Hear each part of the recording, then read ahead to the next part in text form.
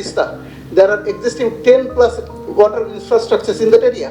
বাংলাদেশ চীন সম্পর্ককে আরও গভীর ও বহুমাত্রিক করার লক্ষ্য নিয়ে রাজধানীর নর্থ সাউথ বিশ্ববিদ্যালয়ে অনুষ্ঠিত হল বাংলাদেশ চীন সম্পর্ক আস্থা বৃদ্ধি ও নতুন দিক নির্দেশনা শীর্ষক বিশেষ seminar. More than 45% was accepted from China. So that means the preponderance of China in knowledge creation and technology. South Asian Institute of Policy and governance আয়োজিত এই সেমিনারে অংশ নেন সরকারের নীতি নির্ধারক, শিক্ষাবিদ, গবেষক ও গণমাধ্যম কর্মীরা।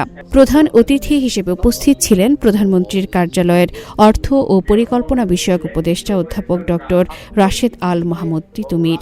এছাড়া বিশেষ অতিথি হিসেবে উপস্থিত ছিলেন চীনা দূতাবাসের কালচারাল কাউন্সিলর লি শাওফেং, পররাষ্ট্র মন্ত্রণালয়ের পররাষ্ট্র সচিব আসাদ আল সিয়াম, নর্থ সাউথ বিশ্ববিদ্যালয়ের উপাচার্য অধ্যাপক আব্দুল হান্নান চৌধুরী।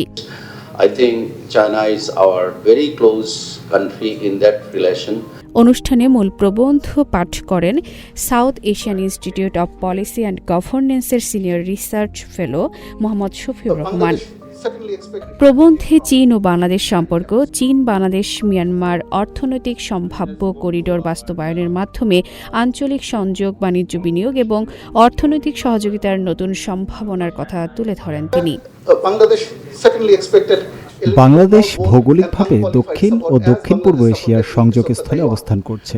এই অবস্থানকে কাজে লাগিয়ে চীন ও বাংলাদেশ মিয়ানমার অর্থনৈতিক করিডোরকে কার্যকর করা গেলে বাংলাদেশ আঞ্চলিক বাণিজ্য ও সরবরাহ ব্যবস্থার একটি গুরুত্বপূর্ণ কেন্দ্র হিসেবে গড়ে উঠতে পারে।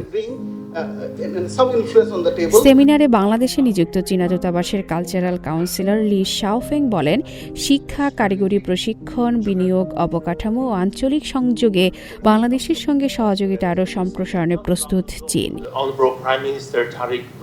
সাম্প্রতিক সফরে চীনা ভাষা শিক্ষা ও কারিগরি শিক্ষা সহযোগিতা নিয়ে দুটি সমঝোতা স্মারক স্বাক্ষর হয়েছে। এর মাধ্যমে আরও বেশি বাংলাদেশি শিক্ষার্থী চীনে উচ্চশিক্ষা ও আন্তর্জাতিক মানের প্রশিক্ষণের সুযোগ পাবে। উচ্চশিক্ষা, গবেষণা, কৃত্রিম বুদ্ধিমত্তা এবং দক্ষতা উন্নয়নে চীনের সঙ্গে অংশীদারত্ব আরও জোরদারে আগ্রহ প্রকাশ করেন নর্থ সাউথ বিশ্ববিদ্যালয়ের উপাচার্য অধ্যাপক আব্দুল হান্নান চৌধুরী জানান, চীনের সহযোগিতায় এআই ইন হেলথ ল্যাব ও কৃত্রিম বুদ্ধিমত্তা গবেষণাগার প্রতিষ্ঠার উদ্যোগ নেওয়া হয়েছে। দক্ষতা উন্নয়ন কর্মসূচির মাধ্যমে দেশের তরুণদের আন্তর্জাতিক মানের দক্ষতা অর্জন এবং বৈশ্বিক কর্মবাজারে প্রবেশের সুযোগ তৈরি হবে।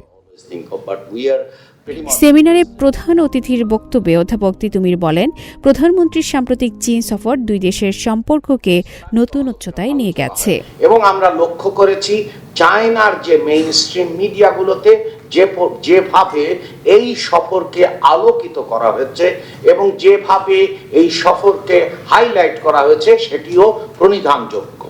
আমরা সবচেয়ে বড় রকমের যেটা অর্জন সেটি হচ্ছে যে সর্বোচ্চ চায়নার সাথে যে কোনো দেশের দ্বিপাক্ষিক সম্পর্কের সর্বোচ্চ পর্যায়ে এই সম্পর্ক গেছে।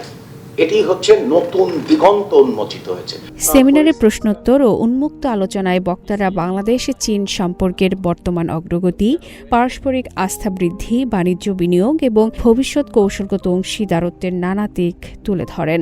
আয়োজকদের মতে সাম্প্রতিক উচ্চ পর্যায়ের কূটনৈতিক যোগাযোগের ধারাবাহিকতায় এই ধরনের আলোচনা দুই দেশের সম্পর্ককে আরও কার্যকর ও বহুমাত্রিক সহযোগিতার পথে এগিয়ে নিতে সহায়ক ভূমিকা রাখবে। আফরিন মিম, সিএমজি বাংলা।